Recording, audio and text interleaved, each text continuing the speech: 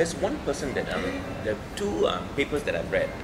One was published in 70s by a person who did a TM, Transcendental Meditation, Mahesh Yogi. He published a paper on the impact on the human mind on base when practiced by when you practice Transcendental Meditation. I have that book. If I can get the, because it's out of print. If I can get the book, I will Xerox it and I'll send it to you. Yeah, that's great. I think it will be helpful for your research. Great, yes. There's one more paper that was recently published by Ashok Chabra in US. What he did was, he tried two types of meditation on people. One is called dualistic meditation, one is called non-dualistic meditation in controlled environment, and then he measured the people's responses. And he realized that non-dualistic meditation had a far more long-staying effect than dualistic meditations. This is one area that will also be of interest to you. What I will do, that is available online. Just send me the link. I'll send the link. Just send me the link. Yeah, so these are areas that you could also explore. Yes, of course. As well, I think it will strengthen your cause. Definitely. Yeah. As for the first one, I'll do a Xerox and I'll send it to you once I'm back from Canada. I need to search for that book because I got that book from a clearance. Someone was clearing the book. I happened to see this book, so I picked it up. And this doesn't catch. It doesn't. You see, things research like this. That's why I have this. What I do is when I look at books like this, I normally grab it quickly because non-dualistic inclinations are not being there, or not being prevalent. You'll easily go out of print. Oh, yeah, Quickly. It won't come out in the second edition. Yeah. So what I do is I search and I get these books. Once I get it, I buy them immediately. Because it will go out of print quickly. That's why when I have my own library at home, so I keep these books, and I'm glad that that book will be of help to you. But you are taking a step further. Look at MRI. So that is, I'm very interested in in your findings, because there has been limited study on MRI scans, but that's not to deal with knowledge. And also they didn't have the fMRI till very recently.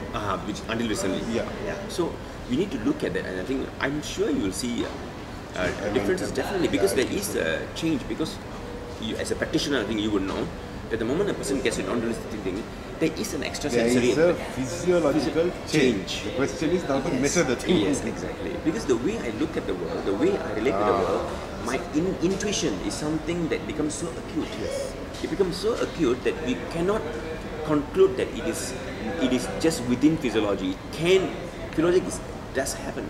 Does go through an effect. Which makes perfect sense. Exactly. Because in a non-dualistic perspective, there's no boundary between you and the Yes. environment. So Correct. it is quite natural. Yes. That is interesting, and I'm very. I would like to look at I'm going to follow you guys.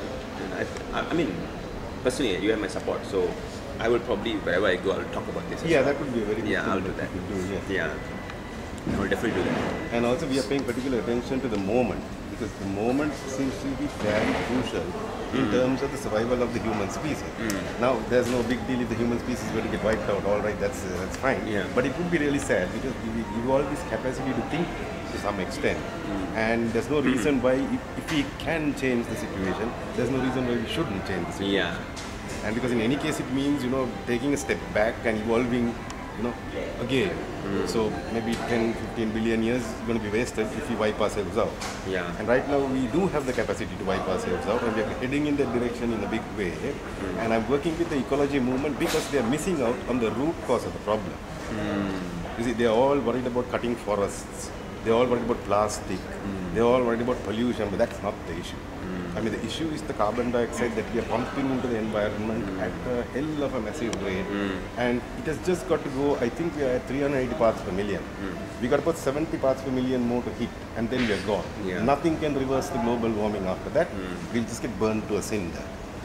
And the reason why we're finding it difficult to reverse that is, from a dualistic perspective, you can't see an alternative. Yeah.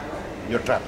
You have to go forward. Yeah. There's no turning to this side or that side. There's certainly no reverse gear. Yeah. So they are in trouble, That's a good point, because dualistic approaches do not offer alternatives, because thinking out of the box is still within the box. Is within the box. Very in much. dualistic Very traditions, yeah. So non-dualistic traditions help you to go transcend that particular mold that we've already set. You That's can good. even jump into anything. Yeah, that's good. So how do you see it being? How receptive is it? The environment. Yeah. I would say that it's not at all receptive. It is very, very threatened by this whole non-dualistic kind of perspective and people who think in a non-dualistic way at the general level. At the higher level, where people are involved in research, where people are actually trying to sort out problems, they're actually quite curious. They're quite curious, and their question is, why don't you present in a way that you can engage our processes? My problem is you don't have processes in the first place. You got all bits and pieces. Now, how on earth do we engage there? You got to think about it the other way. How do you engage this? So there are, yes, a few scientists who are interested in it and who are looking at this thing. And recently I found that the MacArthur Foundation in America, which is a completely CIA run outfit, fine, all right, they are actually funding globally a master's in development practice, right? Which is saying pretty much what I'm saying very interestingly. They're also talking about a global network. Of course, there are networks, a different kind of net, but they see the need for a global network. And they're putting money down. They're just going to start in Sri Lanka as well. And they're doing it in different countries. In Africa, they're doing it in several of the countries because they realize you need a class of people who can deal with the situations which are rising. They want to link these people up with the disaster management networks and things like that. I think that is a recognition that something new is most welcome. And I've seen governments like in Spain appealing to the people, look, we don't know what to do. If you've got any smart ideas, please come and tell us. Oh, that's nice. That's good. Yeah, that's good. That's very good. That's the way to go, you see. Yeah. So this kind of thing is also happening. And we got to see where it's happening and encourage it. You know, and give them some. Like how many, like if I were to ask you like measurement of responses, positive responses, how have you like, this has been going on for how many years? Here, I think about 15 years, maybe. 15 years. I mean, formally Formally about 15 years. 15 years. Let's say for 15 years, and the last 15 years, how do you see the progress in terms of people responding? If you look at it globally, I would say good. Here, Lanka? Locally, I would say bad. Bad. Yeah. And there are reasons for that. I think it's not only in Sri Lanka that we will have this kind of a problem. Wherever we have the colonial presence, you will have this problem, especially at the English-speaking level, the middle classes, because they are all hypocrites. They are living a civilization that they don't belong to at all. They're living in a culture which is not theirs.